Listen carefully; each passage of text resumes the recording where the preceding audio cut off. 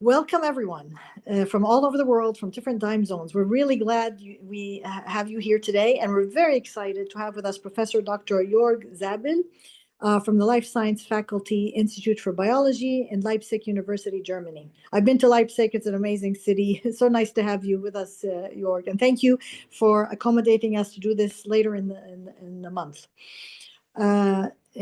Of course, this is part of the EvoKE webinar series that we launched last year. This is our second year.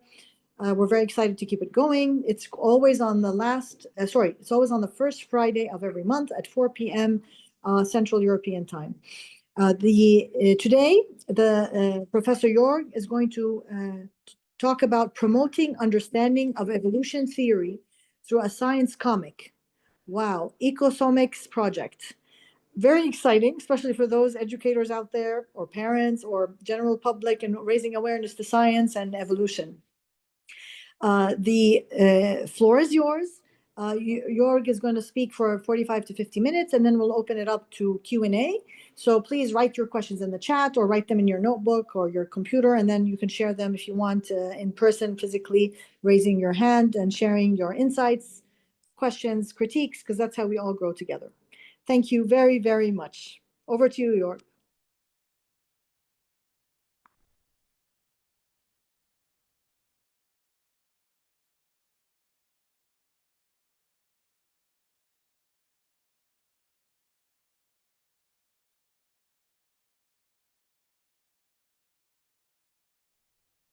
Or Jörg, I'm sorry, but your micro is turned off. Yeah, but as Jörg is pulling up his presentation, we forgot to introduce ourselves, Zana and I. So I'm Rana Dajani. I'm a professor of molecular biology at the Hashemite University in Jordan, on the board of EvoKE. Zana, you please introduce yourself. Sorry, and I'm Shana Sapinto. I'm from the University of Aveiro, and I'm currently the president of EvoKE. Until the next elections, which we hope to launch until the end of this year. So that's a shout out. Please join us as members so you can be part of this amazing initiative. All right, over to you, Jörg. Thank you. Okay, thank you very much, Rana and Shana, for this warm welcome, and good afternoon to everybody. Well, I don't know if it's afternoon in your time zone, but it is in Europe. Please tell me, do you see only my first slide, or do you see the presentation mode? I'm seeing your first slide only. So, okay. So we can start right away. I'm going to talk about the ECOSCOMICS project, which is an Erasmus Plus project that I'm part of. And it's about science comics. And we have created a comic on evolution theory. Those of you who have taught evolution theory in school, they know it's a hard job to do.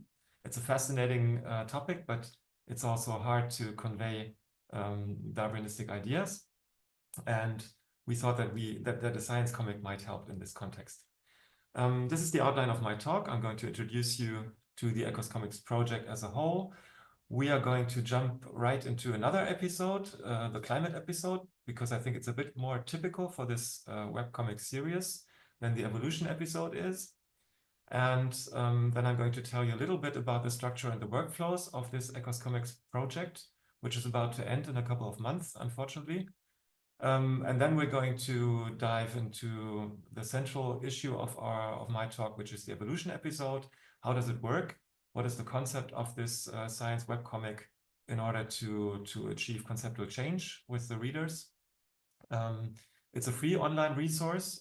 You can open it on the side. If you have a second device, you can sort of scroll up and down in the website. I will show you right away a QR code. We're going to talk about the scientific part, which is the evaluation of this science comic in a teaching experiment. It's only a small experiment. It's no big science, but of course, this project was accompanied by scientific evaluation because it was scientifically influenced from the start. And that's a fun part also. And then I hope to have an interesting discussion with you. I don't know how many of you are in teaching or in science education research, rather. Maybe some of you are in both domains. I will try to walk you through some of the science comic episodes to give you an overview of what this instrument can do. but we're also going to talk about the scientific background a little bit. So this is a compromise. This is not a scientific talk in the true sense of the word, but it's also dedicated to the transfer aspect. If you have any questions, please don't hesitate to interrupt me. This is your talk, and I'm going to start answering your questions right away if you want to. Can you hear me? Is that? Yes, Does it sound perfectly. good? Okay, good. So let's jump into the main website. This is the starting page. You can see the Super Troopers, which is a small theater group, 4 youngsters that form a theater group. And the Super Troopers as a label and as a comic series existed already before the project. It has been created by Stimuli, which is a French agency. They have done science comics before our project, but they invited us as science educators to do science comics with them together. And the whole thing was financed by Erasmus+. So you can now, if you have a second device, you can use the QR code and go directly on the webpage of the Super Troopers and find the episodes that I'm talking about. But you don't need to do that. I will show you as many pictures as we need to have a good overview. This is an overview of the partners in the project. As I said, it was an Erasmus+ project. The entire project is called ECOSCOMICS, and the agency that hosts it is the Stimuli agency in Paris. But we have a lot of universities all over Europe that are involved. They all have their labels here. Germany's involved, France, Portugal, Spain, and Poland. I will show you another overview with a map of Europe later, but so you have a first insight. This is an overview of the episodes that we are about to produce within the ECOSCOMICS project. The blood circulation and gravitation episodes were already finished when we started, but they were only in French, so it was our mission to translate them. And the other 5 episodes, which is evolution theory, climate, biodiversity, energy, and ocean, they are about to be finished within the framework of the ECOSCOMICS project, and they all will be translated in 5 different European languages. And you can see on this slide which of these episodes are already ready for use and which are still in the pipeline, and we hope to finish them and the additional material which belongs to each episode within a couple of weeks. And you can all use them for free. It's a European finance project, so it is made for you. Each episode offers the webcomic itself. I don't think that you can finish it between 3 and 5 minutes of lecture. That's a bit optimistic. I would calculate like 20 minutes, but that's fine, I think. And there are complementary resources that we are about to develop or that are already online and that you can download that will facilitate the use of these webcomics in your lessons. Every episode falls into 3 chapters. That's the main structure of every episode. And there's always a relationship to drama because obviously the protagonists that you have seen, the 4 youngsters, they are a theater group in a school, and they put up little theater plays, and they have a drama teacher. And the drama teacher always gives them some kind of task. And it has to do with science sometimes, sometimes not. And within this play that they prepare together, they encounter a scientific topic. So that's the overall structure of all these episodes. It's a bit strange because if you think of it, to present science within a drama framework, a drama paradigm is not so easy. But we have a brilliant artistic team, and they did a great job, I think. So who are the Super Troopers? As I said already, there are 4 young people, Tom, Tituan, Diane, and Iris. At first, they were all French characters, and now, of course, we had to internationalize them in some aspect, but Tituan is still a very French name. And they have this cruel drama teacher that always forces them to prepare some kind of strange theater play, and on the way, they have to solve scientific problems. That's the idea. Let us dive into the climate episode, because as I said, I think it's a little bit more typical for the approach that Stimuli uses. the climate episode is, well, it's designed to help with the physics and chemistry teaching, but I think, in fact, it's an interdisciplinary episode. You can use it even in other subjects because the social aspect, the social scientific aspect is well developed in this episode. And there's also activism involved, which I think is a very good idea for modern science teaching. This is the beginning of the third chapter. As I said, there's always drama involved. In this case, you can see an open stage, an open air stage, where people gather to watch a scientific experiment. And balloons are used to do this experiment to compare air and CO2 in their effect on transporting energy, and they use an infrared camera and ask this question to the audience. So this is how the play ends, or this is the third chapter, and this is how it begins. An everyday scene where this small theater group walks in the streets, and Tom says, well, my father says that climate change started long before humans and it's a natural phenomenon.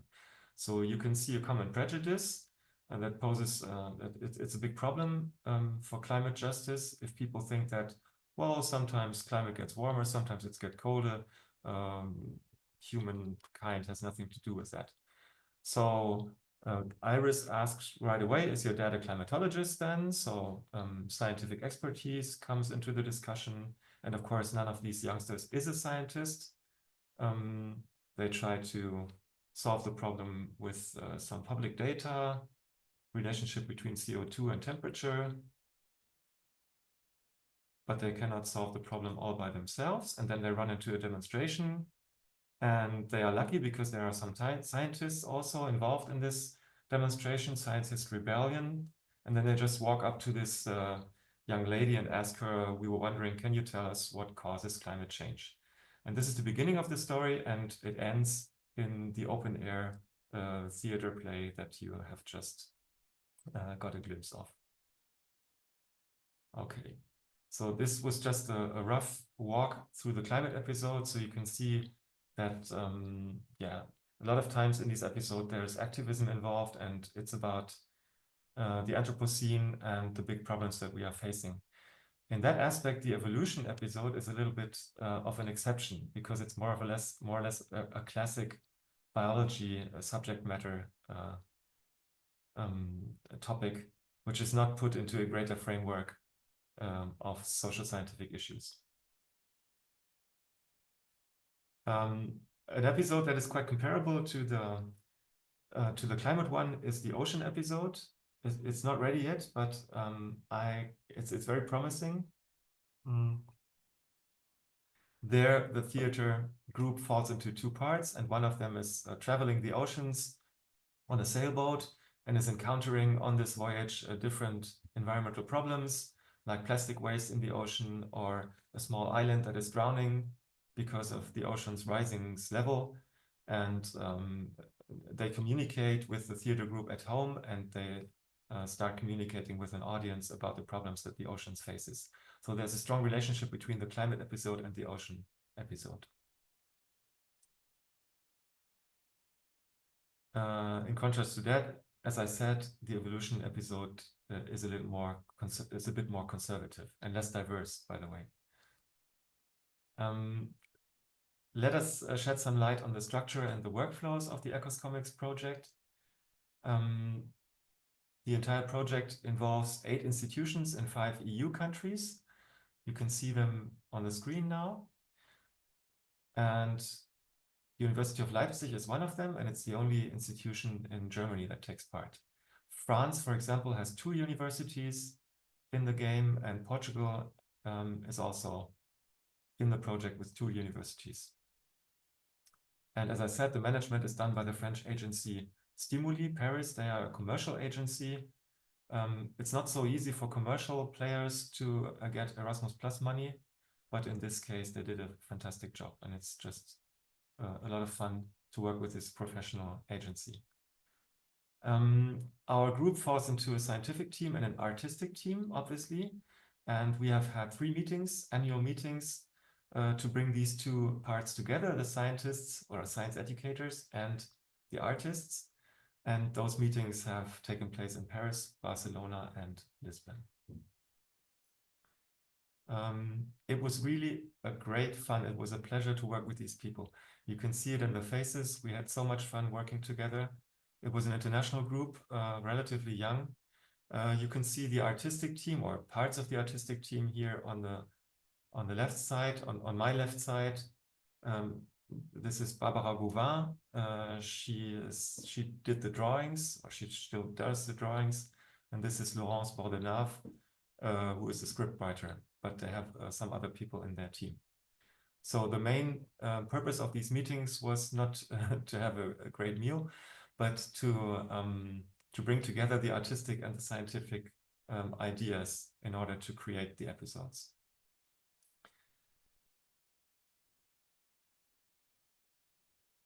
Now here's the overview of the episodes again. Those marked in green have a relationship to biology, and that means that the Leipzig work group, because we are in a biology education work group, the Leipzig work group is somehow involved into their creation. Blood circulation, not so much, only translation, but we were deeply involved in the evolution episode, and we also help with the biodiversity and the ocean episode. And you can see 4 of them are marked there already, finished, and you can use them right away. The important thing is to say that this Erasmus Plus project was not a research project. There are a lot of science educators involved, but they were not paid for doing studies. They were paid for producing transfer, producing these products, which are the episodes. We could do a little bit of scientific studies and testing on the side, but we were not exactly paid for that. Of course, it was a good occasion to collect data on the use of science comics, science web comics in science education. This is how it usually worked. Creating the comics involved a preparation phase, which everyone did at home, which meant like studying the curricula for a certain topic, gathering empirical evidence about what is difficult to learn about this topic, talking to scientists or reading scientific publications. And then there was a first cooperation workshop of the entire team, and ideas were put together about how to create the episode. This led to a pre-script development by the scriptwriter. So Laurence and Barbara would go home and take our ideas with them and try to make a story out of these scientific ideas and science education concepts and theories. And the outcome of this was a beta version. You can see it's only a rough sketch, which already works in the classroom. It's a very minimalistic version of the comic. And it's a work version, so it's about to change as soon as we find something that works very well or doesn't work so well. The beta version is still about to be changed for the final version. In the best of all cases, we are doing extensive teaching experiments with the beta version. But I mean, you know the problems. You need to find classrooms, you need to find teachers that are collaborating, and we didn't have money for big classroom studies. So this was more or less a small-scale teaching experiment, and then we tried to analyze our experience with the beta version and teaching a learning environment that the teachers created around these comics, and this led to a final version and to the upload on the website that you can now make use of. This is the workflow for all of the 7 episodes. Now, let's turn to the evolution episode, which is in the center of our interest, of course, in an EvoKE webinar.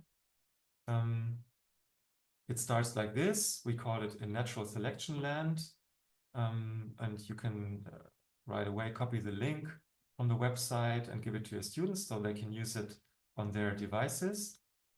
And then you can start diving into the comic by using the Read Comic button here. And then you have these 3 chapters, and I'm going to show you a small selection of the slides to give you an overview of how this science comic works. The first chapter entirely plays in a natural history museum. And first of all, there's no relationship to the drama aspect. The theater group here consisting of Tom, Diane, and Tom's little sister, they just seem to relax. They just seem to be in this natural history museum without any connection to their drama theater group. But then they start thinking about the drama teacher, and this time their task is to do the theater play about Alice in Wonderland, how it could be in 1,000 years, Alice in Wonderland in the future. And at first, there's no relationship to the Natural History Museum, but they start thinking about it while they walk through the skeletons, and then they come to the whale section, and they're really fascinated by the whale skeletons. And you can see that somehow these two topics start mingling in their heads. So Diane says Alice in Whaleland. She's fascinated by these skeletons. And then the first cognitive conflict is introduced because they look at something that seems like a wolf skeleton in the middle of the whale section. So they're quite surprised to see a wolf within the whales.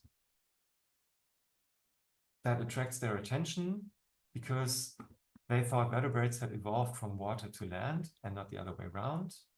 And they think that the museum has made a mistake. So we're working with cognitive conflict here, which attracts the interest of the three visitors. And then they find a Pachycetus skeleton, which is an ancient whale predecessor that still had legs. And they find other skeletons where the legs are really very small and tiny. So they start asking questions. What happened to this one? And then the first naive explanations come up. Look at his hind legs, they're almost gone. Of course, no need for legs in the water. And if you have ever taught evolution, you know that this is one of the most frequent explanations with students. They say, okay, everything that is not needed will automatically develop back. If the whale ancestors didn't need their legs, automatically their legs will have disappeared, sometimes even in the same individual. That's what some of our students think. So we try to reproduce the commonly used naive explanations for evolutionary change in this webcomic. Tom says it adapted to its environment, just like this individual once had legs and then decided to not have legs anymore. And then there's this relationship to Alice in Wonderland, like Alice outside the tiny little door. I don't know if you have read Alice in Wonderland. There's a scene where she shrinks. She enters into the magic world by drinking a magical potion and then becomes dwarf-like and can slip through a very little tiny door in the wall. So the whale evolution here at this stage seems like a magical transition. And that is done on purpose. This is a scene later where you can see Alice drinking the magical potion. And then this is animated in the comic. You can see her shrinking. It's a small animation in the comic picture. And then she can walk through the small door. And some minutes later, they encounter another whale skeleton, but it's actually missing. This is supposed to be Ambulocetus natans, a four-legged whale, but it is not in its place. It has lived, it was an amphibian form. It has lived in both on land and in water, but they don't find the skeleton, which makes them curious. And they start looking for Ambulocetus. And as they know, it must be in the backstage area of the museum. They, with a trick, they start entering the backstage area, which is forbidden, of course. They sneak into that backstage area, and then they meet the scientists. And I will show you how it feels to use the comic. If you click through the comic, it looks a little bit like this. You can choose the language.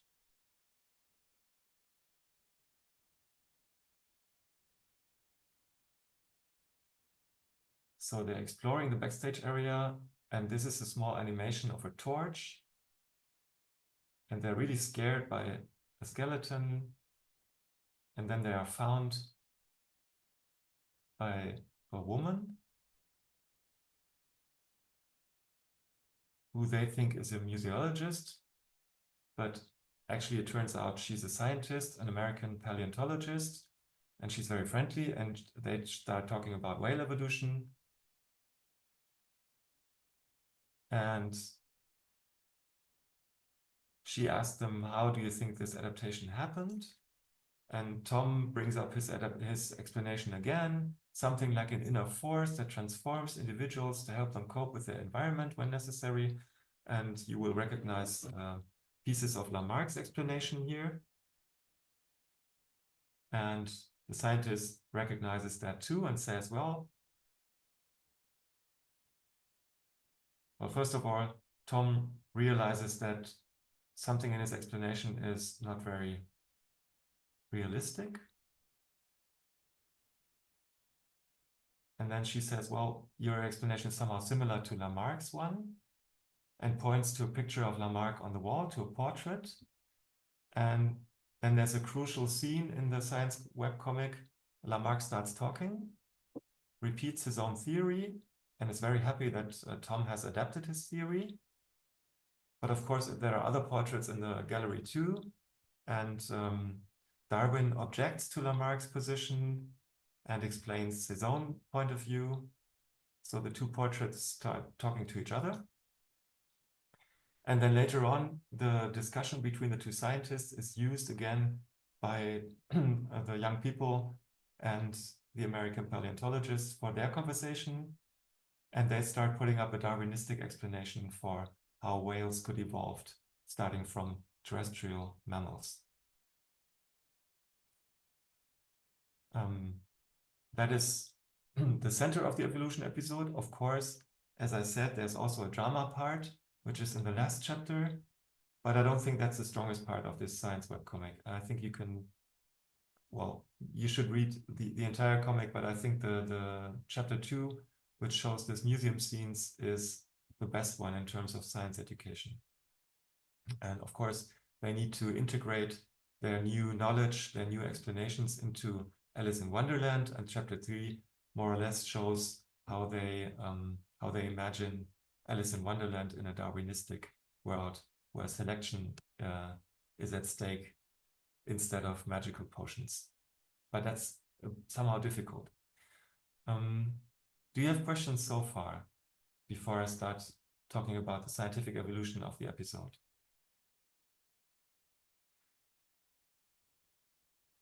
Okay. I cannot see the chat, so please. I think people are really interested in what you're saying, so maybe we can pose questions at the end. Okay, that's fine for me. I will hurry a little bit through the scientific part because we don't have time really for a scientific talk. Shana and I met at the ERIDOP conference in Lyon last year, and that's where she asked me to do this presentation.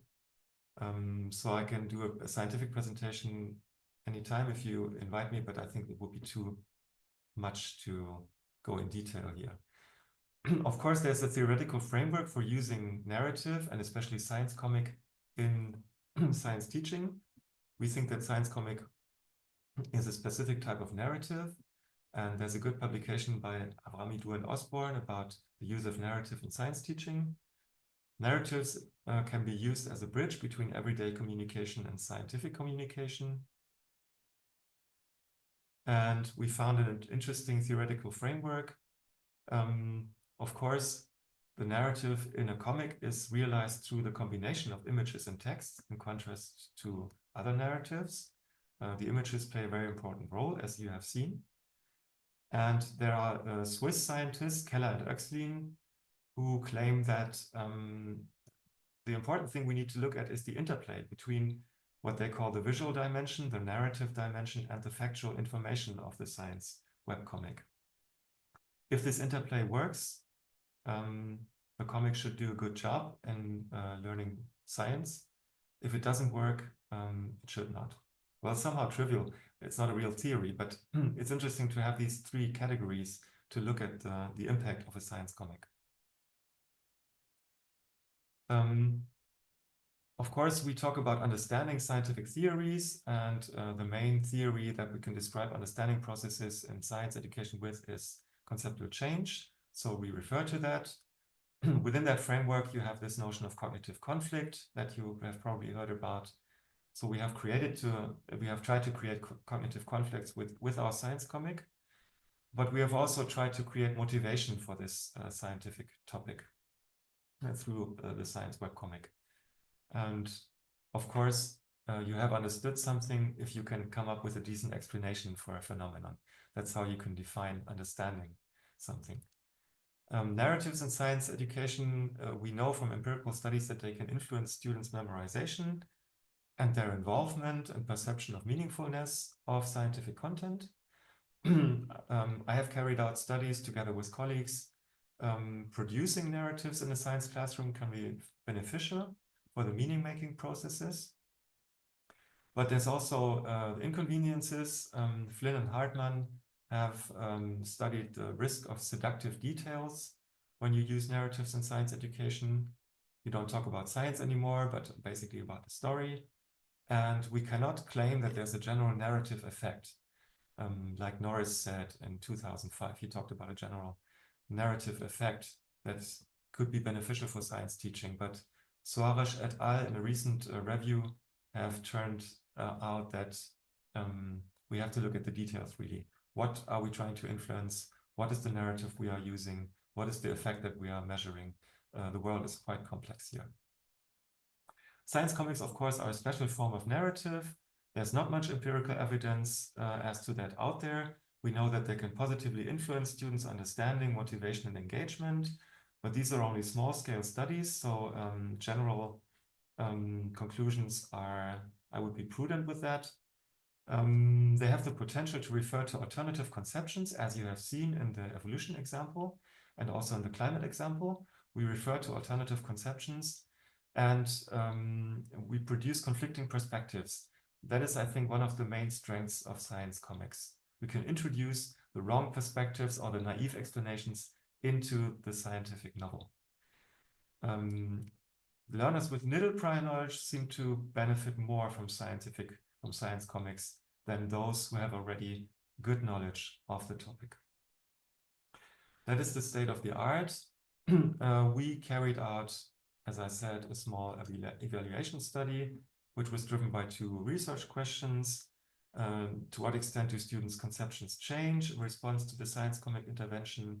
And which features of the science comics, according to the students' perception, were especially helpful, which promoted the conceptual change? So the design was really simple. Questionnaires and the retrospective interviews with the students. And we'll show you design a little bit more detailed right away. We used the beta version because we didn't have any other version at that time, and because this was within the context of production of the science comic, was the normal way to evaluate the beta version. So you can see the pictures are much more simple, they're black and white. But actually most of the students like the pictures, they like the minimalist aspect of these drawings. And you know about the structure of the evolution comic, I don't need to talk about that. And then we had additional material like a normal worksheet where we tried to focus on the cognitive conflicts and the explanations in the science comic. And so to sort of make use of the foundations that the science comic had brought into the classroom, to make use of that for reflection processes with the students. That's quite a simple teaching and learning arrangement, I think. Working with the science comic itself and some worksheets for reflection and discussion. We had two cycles. We collected data in real classroom scenarios. The sample group was 15 years old, the 2 sample groups. But the important difference between the 2 groups, they were natural biology classes. The important difference is one of them had their last instruction on evolution 6 months ago, so quite a while. And the other one just had a evolution unit 1 week ago. And we used as an instrument to test the scientific knowledge and explanation. We used the KAEVO, which is an established instrument in evolution teaching. Okay, this is an extract of this instrument. You might recognize it if you are in that business. So it's quite a classic tool. And you can see that in cycle 1, we had quite a good effect, at least concerning the natural selection items. The entire test showed no significant difference, but the natural selection items did. So obviously our science comic had a good impact on understanding of natural selection with this group. But this was only the first group. The second group, which had evolution teaching just a week ago, showed no effect. So apparently there's kind of a ceiling effect here. They already knew the Darwinistic explanation. The science comics would not contribute much to their ability, to their competence to explain adaptation phenomena. So this somehow confirms what I just stated in the state of the art, that we have hints that science comics are especially good for those learners who are new to the topic. For those who have already a certain expertise, there's no measurable effect. Which were the features of the science comic that especially were appreciated by the students? They thought it was pleasant to see, not boring or exhausting. It was always framed by a story, so the overall narrative seemed to work. The images were easy to understand, and many of the drawings were appreciated by the students. They found them very cute.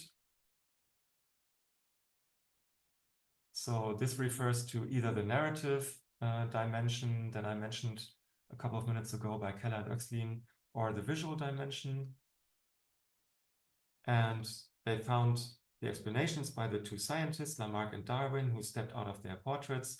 They found them helpful to understand evolution. This concerns the factual and the visual dimension. The learners perceived the science comic helpful for various reasons. Good drawings, short text sections. You know that students don't like to read long texts, so it was convenient for them to have only comic text. Not too many technical terms, good interaction of image and text. So that's what many of them liked. And the interplay between the three dimensions for many of the students seemed to have worked in our experiment. However, there was criticism also. Some narrative elements were not coherent enough with the factual information and reduced the credibility of the science comic. Some students said they didn't understand the idea of the magical potion, and they didn't know why there was Alice in Wonderland involved in this science comic. Because for them, this had nothing to do with science and evolution. So they found it confusing. That's just a short overview of the scientific evaluation of the comic.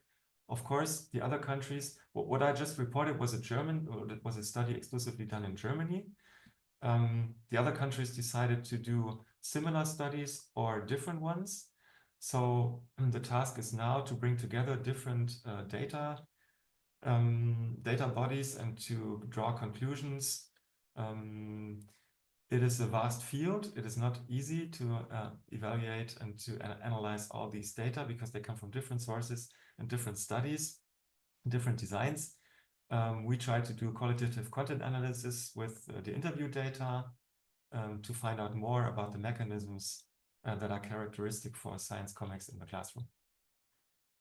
Also, we try to test the motivation with a short questionnaire called Kim questionnaire on motivation in the second cycle. But these studies are not finished yet, and we're going to publish them as soon as they are. Okay, some open questions. I will come to the end of my talk closely, but some open questions remain, at least for me, maybe other questions for you.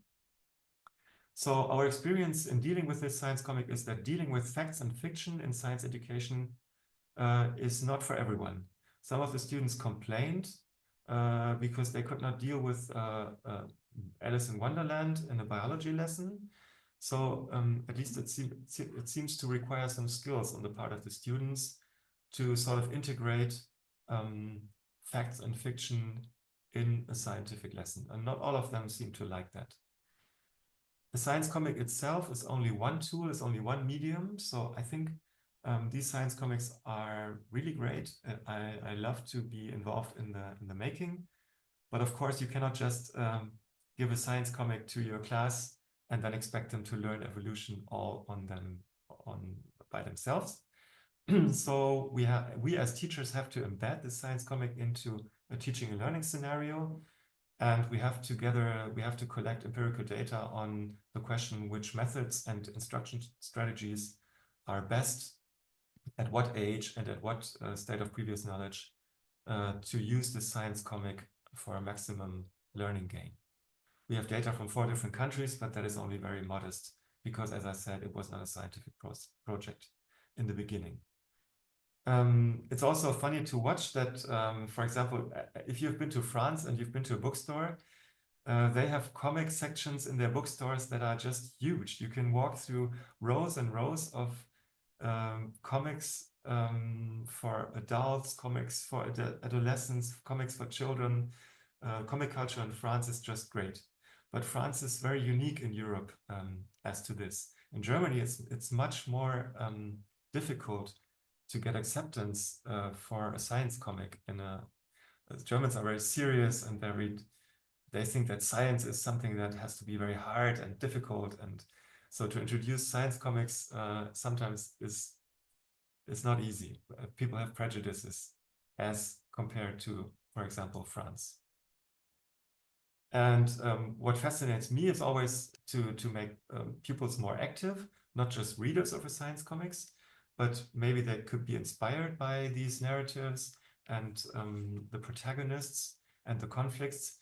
Maybe this could inspire them to produce small narratives themselves around the science comics instead of just consuming it. And that would be another project to pursue once these science comics are finished, if there's any chance to get the students into a more productive mode of consuming these comics or learning with these comics. I have a PhD student. He's already a teacher, which is good because I don't have to pay him. I wouldn't have the money to pay him, but he's very interested in science comics, and he will do a design-based research study on using the evolution comic in the classroom in consequent years, year 1, 2, and 3, and he will iteratively, one by one, like test more teaching and learning arrangement around this evolution comic. And we hope to have good results with different scenarios then. That is Christoph. And I'm very happy he is doing this study. Okay. I think we are almost done. Of course, I have some references for you, which you can look up later. And that's it. Thank you very much. I'm looking forward to your questions.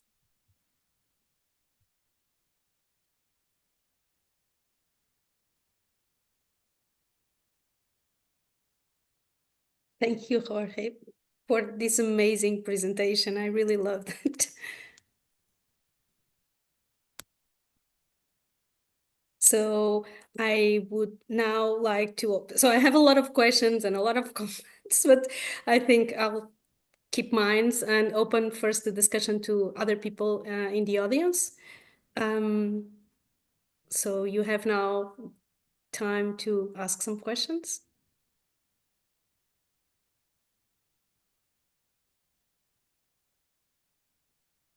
Or I can go with mine first, and then we will see what other questions take place. So one really interesting result that I noticed that you described is that the comics were more effective on people who had been that had learned about evolution long ago than to people that have just been introduced to that. So in my mind, that somehow sounds to suggests that maybe this could also be a way to kind of I don't know if scaffolding is the correct term, but when you have done a learning and then you forget, you can use these nice and easy ways to learn it again. I don't know. I don't know if you have went through these ideas or if you want to will pursue something like this. I'm not sure if I understood your question. You mean that the science comic could be a good way to sort of come back to a topic that you have already treated, that you have already And talked that you about? forgot. Yeah, definitely. I think so. But I think it would be a waste to only use it for taking up the subject half a year later.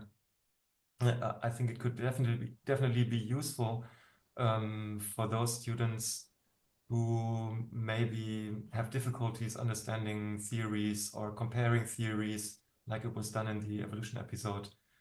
So it could be used to sort of motivate them for this evolutionary idea and to overcome learning hurdles in a sense of conceptual change in the first place, I think, when they're first introduced to natural selection theory. So, questions from the audience? People are congratulating. Can you please, so Marina Mota is asking if you can please explain more about learning strategies used in teaching experiments. What did you change after these experiments? Yeah, yeah, there was a target conflict a little bit because in theory, in the ECOSCOMICS framework, the teaching experiments would serve to improve the product. They would help us to find weaknesses in the comic itself, like scenes or pictures or characters that the students would not understand or could not deal with. So we could improve certain aspects and details of the comic itself. But of course, for me as a science educator, it's at least equally interesting how the science comic is used in the classroom. So what did the teachers actually do to implement the science comics? What did they think would be the best way to use the science comics with their students and to have a fruitful communication about natural selection with them based on the science comic? But that was not so much an interest within this project. That is rather my research interest that I pursued at the same time. I hope this answers your question. But I can talk about the evaluation studies in different countries because that's quite interesting. Just like with comics in general, countries have different traditions of teaching. And so if you ask a Portuguese teacher, how would you use this science comic in your classroom? He will do probably a different thing than the German teachers did. German teachers use the classic way of using worksheets and making sure that their pupils have sort of extracted the right ideas and can write down the right technical terms and are competent in explaining adaptation phenomena individually. So our German teachers created worksheets and worked with their students individually after they had used the science comic. The Portuguese team made them work out presentations. They worked in groups in the class, and each group had one chapter or one part of the comic that they had to talk about in a small presentation and describe what happened and what they thought about the comic. And so it was a lot more active role by the students and a lot more group work, and it seemed to work out fine. So it opened room for discussions in the classroom, and it was more discursive, more communication based than the way it was tested in Germany. But I mean, you cannot know from the start which is the most effective way to use the science comic. That is the interesting thing if you do an international project. But it's a nightmare if you want to use the data in a common publication because the designs are so different, they're almost not comparable. But are there data regarding the evaluation of how the different, so you've described that different teachers use it differently. Yes. Do you have the evaluation of the students learning on these different scenarios? And if so, are they very different between each other? Well, we haven't done the full analysis yet, but the overall response of the students to the evolution episode is very good. It's interesting that some of them struggle with the magical aspect with Alice in Wonderland, and some of them find the story naive. They don't like the characters, or I mean, you have always something to complain about. But the overall echo was quite positive with the students. Okay, so any other question from the audience? If not, I would thank again very much Jörg for the amazing presentation and congratulate for the great work that you've been carrying on. You know that I love this work. I've been telling you this many times. And so thank everybody for attending this webinar. So there's a question. I'm sorry, Victor? Yeah, sorry, I was trying to find the hand raising thing.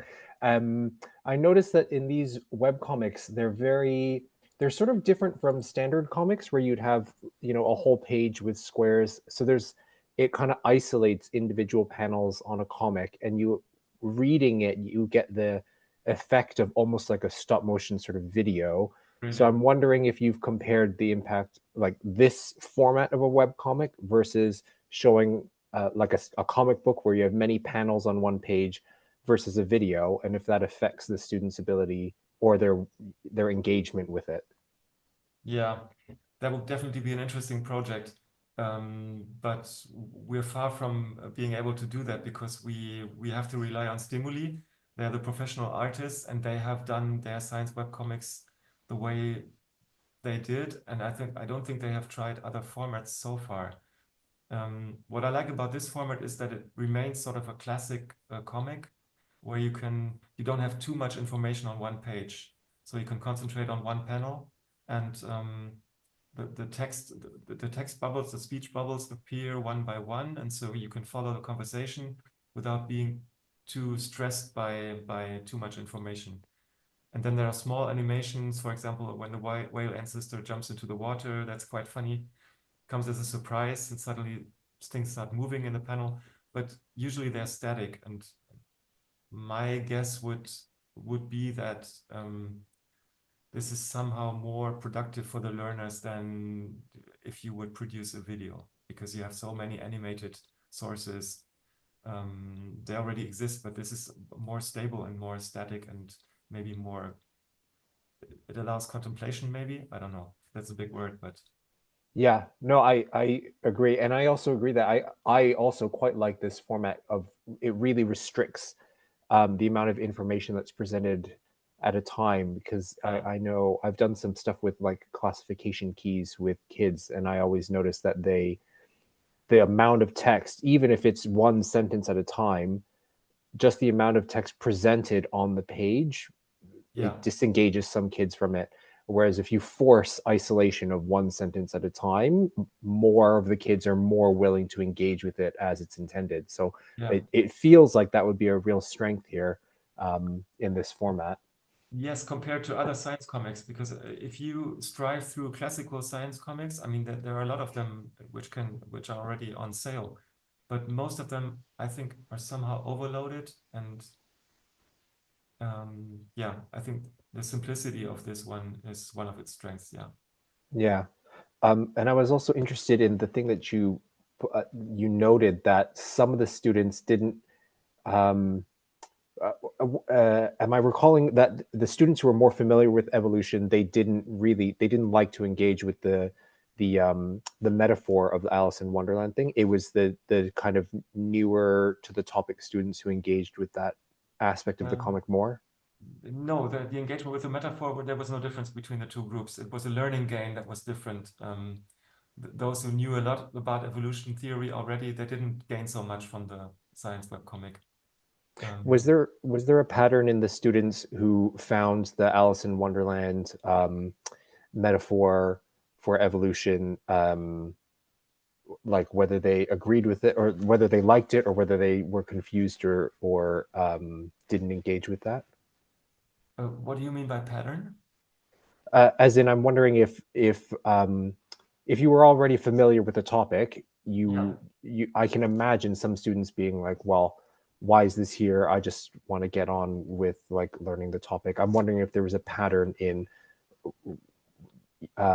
which students sort of found the Alice in Wonderland confusing. Now I understand your question.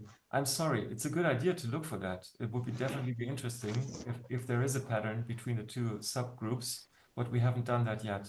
I wonder if we have enough data to have significant results on that, but it would definitely be interesting to look that up. Yeah, because I know that that's something that has been encountered in the past, is sometimes using metaphors for something, depending on how it's presented, it can be more, it can hurt rather than help. Yeah.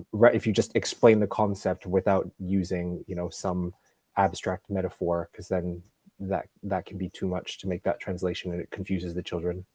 Yeah, and I mean also you have to know the novel. You have to have the cultural knowledge to know about Alice in Wonderland. If you don't, it's somehow more difficult to understand that part of the comic. Okay. Yeah, definitely. Yeah, thank you very much. It's fascinating. Okay. So thank you very much, Victor, for your questions. I don't know if someone else has questions and problems with raising hands. If you do, please just jump in and ask. And if not, so be okay with interrupting me, okay? So if not, I'm going to thank everybody again.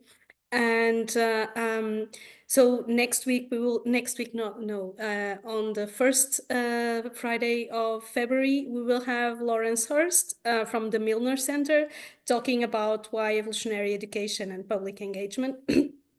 And we would like to invite you to be there too. And if you have suggestions for talks, if you want to offer yourself to give a talk, so contact us, and we would be very, very happy to provide such opportunity. Thank you very much again, and look forward to see you in another EvoKE webinar. Bye.